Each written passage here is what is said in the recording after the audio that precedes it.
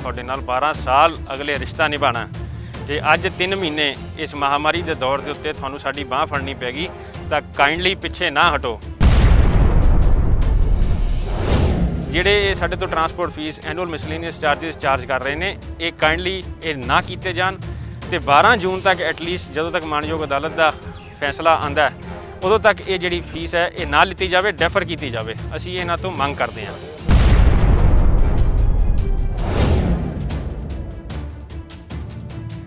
Lockdown खुलण तो बाद लगातार स्कूल के टीचर्स और पेरेंट्स का आपसी टकराव देखने को मिल रहा है। हर पासे मापे रोज़ प्रदर्शन कर रहे हैं क्योंकि उन्हों का आरोप है कि उन्होंने बच्चों की फीस स्कूल ज़्यादा वसूल रही है।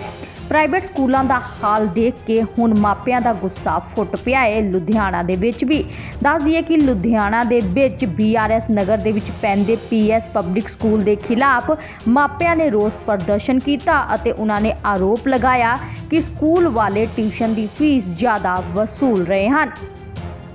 सर साडा ये पीसफुल प्रोटेस्ट है DPS लुधियाना के प्रशासन को जगाने के लिए, उन्हों की एडमिनिस्ट्रेशन को जगाने के लिए, जो उन्होंने सानू कल रात को ईमेल पाई है कि असी थोड़े तो 11,000 रुपये एजुकेशन फीस 2 महीने की, 4,000 रुपये ट्रांसपोर्ट फीस 100% 2 महीने की, तो 12,500 50% एनुअल मिसलेनियस चार्जेस असी चार्ज कर रहे हैं थोड़े तो।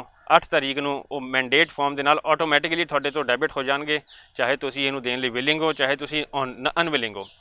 असी ये अपने सिक्ख्या मंत्री जी, अपने स्कूल के प्रिंसीपल, उहदा एडमिनिस्ट्रेशन DPS लुधियाना का सारिਆਂ तो ये मांग करते हैं कि असी तुहाडे नाल 12 साल अगले रिश्ता निभाना। जे अज 3 महीने इस महामारी के दौर के उत्ते तुहानू साडी बांह फड़नी पैगी तो काइंडली पिछे ना हटो। अगले 12 साल तक असी तुहाडे नाल रिश्ता निभाना है। एक स्कूल दे विच जदों मापे अपना बच्चा भेजते हैं वो ये सोच के भेजते हैं कल ये बड़ा होकर कोई अफसर बनूगा, कोई राजनेता बनूगा, कोई इंजीनियर बनूगा, कोई डॉक्टर बनूगा, कोई लॉयर बनूगा। साडे बच्चों का भविख तुहाडे हाथ है। अज जे इस मौके के उत्ते तुसीं इंसानियत का धर्म निभाने हो तो असी तुहाडे सारिਆਂ दे तहे दिलों तुहाडे सारी एडमिनिस्ट्रेशन के धन्नवाद होवांगे और जिंदगी भर इस चीज़ नूं मन्नांगे कि DPS लुधियाना ने इंसानियत का धर्म निभाते हुए हाई कोर्ट के ऑर्डरस आने तो पहला ही अपने ऑर्डरस नूं रिव्यू किया।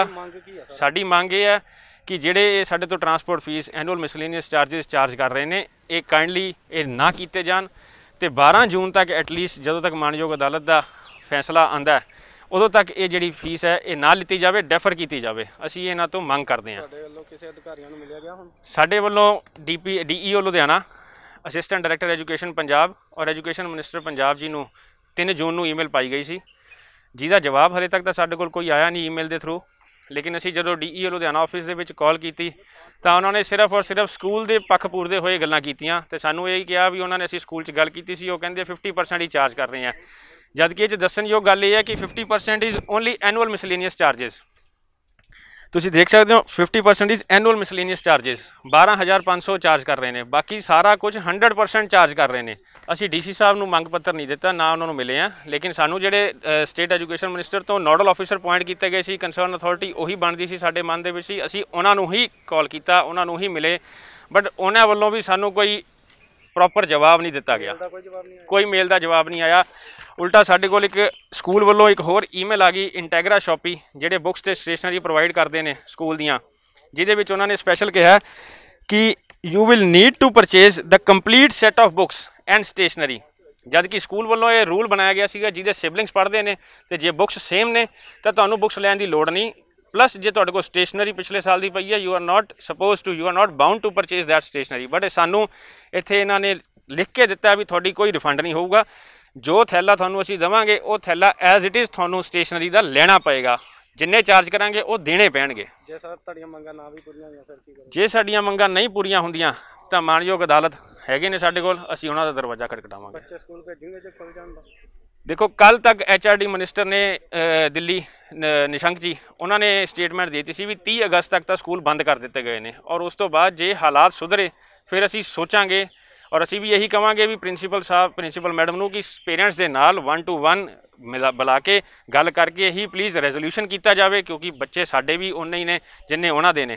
ते जे उन्होंने स्कूल चलाना है तो उन्होंने उत्थे प्रॉपर सारा इंतजाम करना पएगा, स्क्रीनिंग करनी पएगी जो भी है। बट हाल की घड़ी जो हाले सिचुएशन है we are not willing to send our child, till March 21। Sir हम सोच रहे हैं कि हमने बिल्कुल शांतिपूर्वक हमने ये प्रोटेस्ट करने की कोशिश की है कि जो स्कूल से हमारी डिमांड्स आई हैं वो बिल्कुल इनवैलिड हैं। प्लीज़ उसको स्कूल समझते हुए, एडमिनिस्ट्रेशन समझते हुए उस चीज़ का बिल्कुल एक पॉजिटिव इफ़ेक्ट आए उस चीज़ पे कि हमारी जो मिसलेनियस चार्जेस हैं और ट्रांसपोर्टेशन है जो बिल्कुल इनवैलिड हैं वो बिल्कुल ख़त्म कर दिए जाएँ। क्या मांग क्या स्कूल से?